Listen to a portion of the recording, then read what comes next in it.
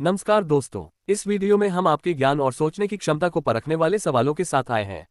हर प्रश्न पर ध्यान दें और सोच समझकर उत्तर दें। आइए ज्ञान की इस यात्रा को शुरू करें। प्रश्न 1, डे 1 पर एनपीए में खाते के स्लिपेज के दिन बोरोवर से क्या किया जाना चाहिए? ऑप्शन ए, लीगल नोटिस भेजना। ऑप्शन बी, बोरोवर से संपर्क कर एनपीए की जानकारी देना और खाता नियमित करने की सलाह देना। ऑप्शन सी, फर्ज दर्ज करना। ऑप्शन डी, एसएआरएफएईएसआई नोटिस जारी करना। इसका सही जवाब आपको कमेंट बॉक्स में देना होगा।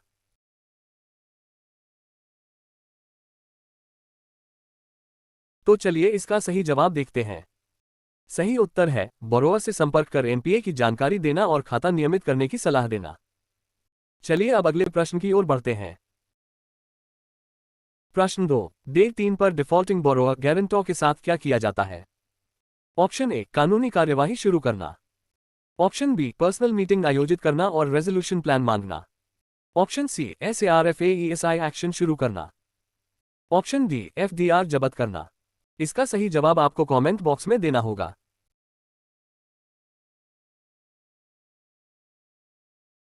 तो चलिए इसका सही जवाब देखते हैं। सही उत्तर है, पर्सनल मीटिंग आयोजित करना और रेजोल्यूशन प्लान मांगना। चलिए अब अगले प्रश्न की ओर बढ़ते हैं। प्रश्न 3, डे 5-6 में अगर बोरोवर से कोई रिस्पॉन्स नहीं मिलता तो क्या किया जाता है? ऑप्शन ए, रिकॉल नोटिस और एसएआरएफएईएसआई सेक्शन 13(2) नोटिस जारी किया जाता है। ऑप्शन बी, अकाउंट को राइट ऑफ किया जाता है। ऑप्शन सी, ओटीएस प्रपोजल दिया जाता है। ऑप्शन डी, बोरोवर को डिफॉल्ट लिस्ट में डाला जाता है। इसका सही जवाब आपको कमेंट बॉक्स में देना होगा।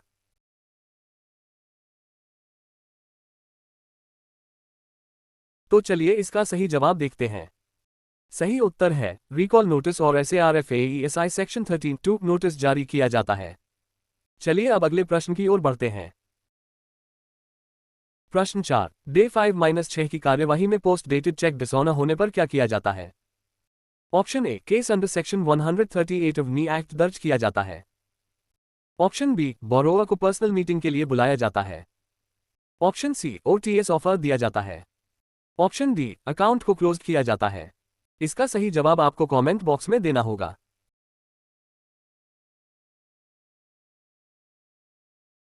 तो चलिए इसका सही जवाब देखते हैं। सही उत्तर है, case under section 138 of knee act दर्ज किया जाता है। चलिए अब अगले प्रश्न की ओर बढ़ते हैं। प्रश्न 5, डे 7-12 के दौरान क्या किया जाता है? ऑप्शन ए, बोरोवर को फाइनल रिमाइंडर भेजा जाता है। ऑप्शन बी, अकाउंट का पूर्ण रिव्यू किया जाता है और यूनिट विजिट आयोजित की जाती है। ऑप्शन सी, एसएआरएफएईएसआई एक्शन शुरू किया जाता है। ऑप्शन डी, ओटीएस प्लान को मंजूरी दी जाती है। इसका सही जवाब आपको कमेंट बॉक्स में देना होगा।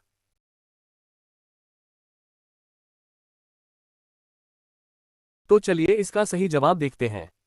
सही उत्तर है, अकाउंट का पूर्ण रिव्यू किया जाता है और यूनिट विजिट आयोजित की जाती है। चलिए अब अगले प्रश्न की ओर बढ़ते हैं। प्रश्न 6, डे 1-3-14 में एलिजिबल केसेस में क्या जारी किया जाता है? Option A, recall notice. Option B, annexure I of wilful default notice. Option C, SARFAESI section 13(2) notice. Option D, OTS approval letter. इसका सही जवाब आपको कमेंट बॉक्स में देना होगा।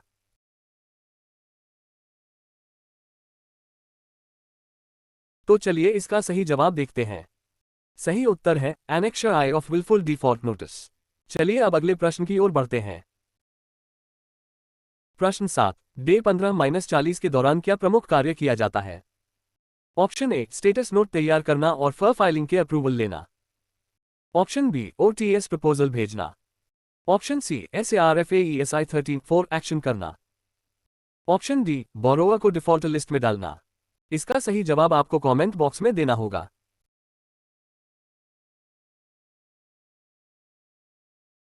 तो चलिए इसका सही जवाब देखते हैं। सही उत्तर है, स्टेटस नोट तैयार करना और फर फाइलिंग के अप्रूवल लेना। चलिए अब अगले प्रश्न की ओर बढ़ते हैं। प्रश्न 8, डे 15-40 की प्रक्रिया में लिमिटेशन से संबंधित क्या सुनिश्चित किया जाना चाहिए? ऑप्शन ए, लिमिटेशन एक्सपायर्ड हो जाए। ऑप्शन बी, लिमिटेशन अवेलेबल हो यह सुनिश्चित किया जाए। ऑप्शन सी, लिमिटेशन इग्नोर की जाए। ऑप्शन डी, लिमिटेशन एक्सटेंशन की मांग की जाए। इसका सही जवाब आपको कमेंट बॉक्स में देना होगा।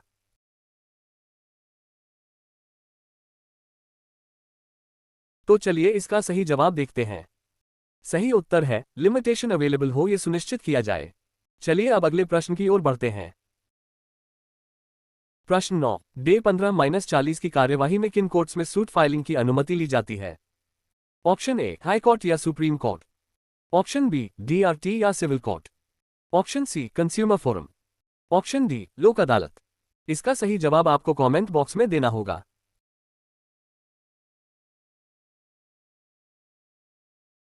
तो चलिए इसका सही जवाब देखते हैं। सही उत्तर है डीआरटी या सिविल कोर्ट। चलिए अब अगले प्रश्न की ओर बढ़ते हैं। प्रश्न 10, डे 15-40 की प्रक्रिया में एनसीएलटी रेजोल्यूशन पर विचार कब किया जाता है? ऑप्शन ए एसआरएफएईएसआई एक्शन के बाद, ऑप्शन बी सूट फाइलिंग से पहले, ऑप्शन सी ओटीएस रिजेक्शन के बाद, ऑप्शन डी रिकवरी सर्टिफिकेट जारी होने के बाद।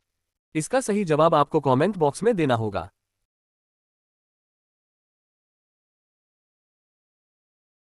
तो चलिए इसका सही जवाब देखते हैं।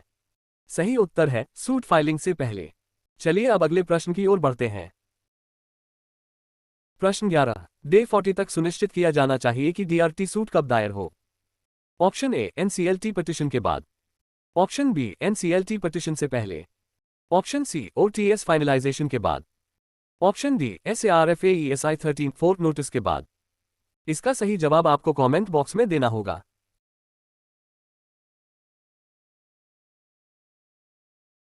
तो चलिए इसका सही जवाब देखते हैं। सही उत्तर है एनसीएलटी पिटीशन से पहले। चलिए अब अगले प्रश्न की ओर बढ़ते हैं। प्रश्न 12, CIRP corporate insolvency resolution process किसके विरुद्ध शुरू की जानी चाहिए? ऑप्शन ए केवल कॉर्पोरेट डेटर के विरुद्ध, option B corporate debtor, corporate guarantor और पर्सनल गारंटर सभी के विरुद्ध, ऑप्शन सी केवल पर्सनल गारंटर के विरुद्ध, ऑप्शन डी केवल बोरोअर के विरुद्ध। इसका सही जवाब आपको कमेंट बॉक्स में देना होगा।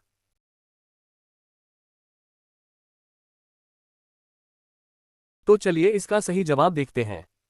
सही उत्तर है कॉर्पोरेट डेटर, कॉर्पोरेट गारंटर और पर्सनल गारंटर सभी के विरुद्ध।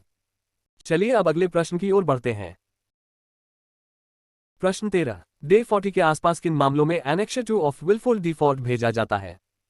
ऑप्शन ए इनएलिजिबल केसेस में, ऑप्शन बी एलिजिबल केसेस में जहां विलफुल डिफॉल्ट कंफर्म हुआ हो, ऑप्शन सी ओटीएस केसेस में, option D right of accounts में। इसका सही जवाब आपको कमेंट बॉक्स में देना होगा।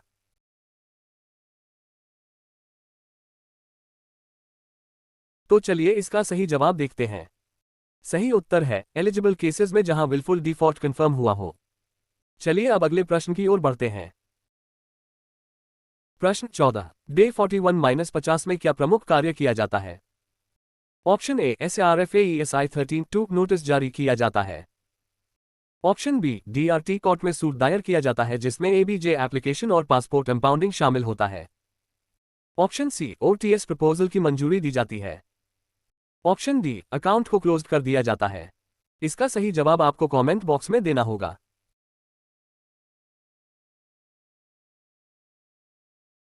तो चलिए इसका सही जवाब देखते हैं। सही उत्तर है डीआरटी कोर्ट में सूट दायर किया जाता है जिसमें एबीजे एप्लीकेशन और पासपोर्ट इंपाउंडिंग शामिल होता है। चलिए अब अगले प्रश्न की ओर बढ़ते हैं। प्रश्न 15, डे 41-50 के दौरान सीआईबीआईएल रिपोर्ट से संबंधित क्या किया जाता है? ऑप्शन ए सीआईबीआईएल रिपोर्ट को इग्नोर किया जाता है, ऑप्शन बी सीआईबीआईएल रिपोर्ट में गलती मिलने पर एमआईएसडी से रेक्टिफिकेशन की मांग की जाती है, ऑप्शन सी बोरोअर को सीआईबीआईएल से डिलीट किया जाता है, option D new CIBIL report generate नहीं की जाती।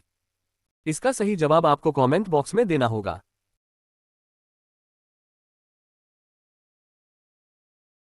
तो चलिए इसका सही जवाब देखते हैं।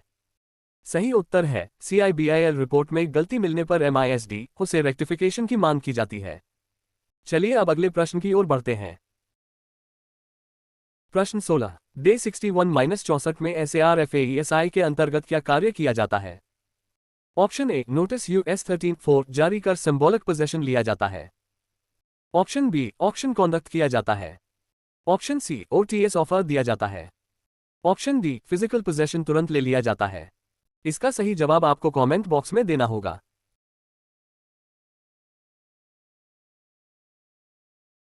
तो चलिए इसका सही जवाब देखते हैं।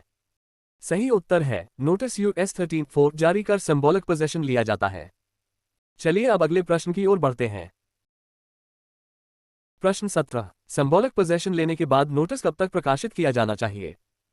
ऑप्शन ए 7 दिनों के भीतर, ऑप्शन बी 15 दिनों के भीतर, ऑप्शन सी 30 दिनों के भीतर, ऑप्शन डी तुरंत उसी दिन। इसका सही जवाब आपको कमेंट बॉक्स में देना होगा।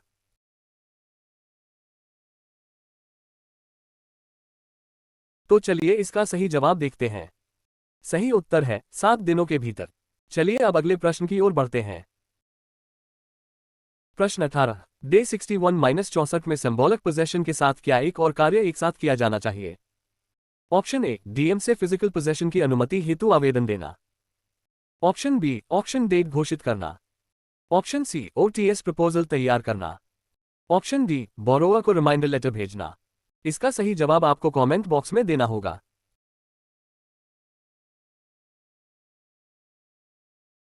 तो चलिए इसका सही जवाब देखते हैं। सही उत्तर है डीएम से फिजिकल पोजेशन की अनुमति हेतु आवेदन देना। चलिए अब अगले प्रश्न की ओर बढ़ते हैं। प्रश्न 19 डे 90 पर बैंक को क्या कदम उठाना चाहिए? ऑप्शन ए ओटीएस प्रपोजल स्वीकार करना, ऑप्शन बी फिजिकल पोजेशन के लिए डीएम की अनुमति लेकर कब्जा लेना, ऑप्शन सी सिंबॉलिक पोजेशन की नोटिस पुनः जारी करना, ऑप्शन डी फर दर्ज करना। इसका सही जवाब आपको कमेंट बॉक्स में देना होगा।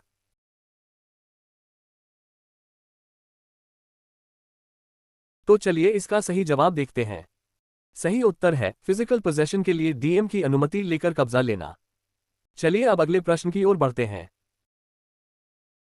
प्रश्न 20 डे 104-120 के बीच क्या किया जाना चाहिए? ऑप्शन ए प्रॉपर्टी को ऑक्शन के लिए रखा जाना चाहिए सिंबॉलिक या फिजिकल पोजेशन के आधार पर, ऑप्शन बी बोरोवर को फाइनल नोटिस भेजना चाहिए, ऑप्शन सी ओटीएस डिस्कशन आयोजित करना चाहिए, ऑप्शन डी अकाउंट को राइट ऑफ करना चाहिए। इसका सही जवाब आपको कमेंट बॉक्स में देना होगा।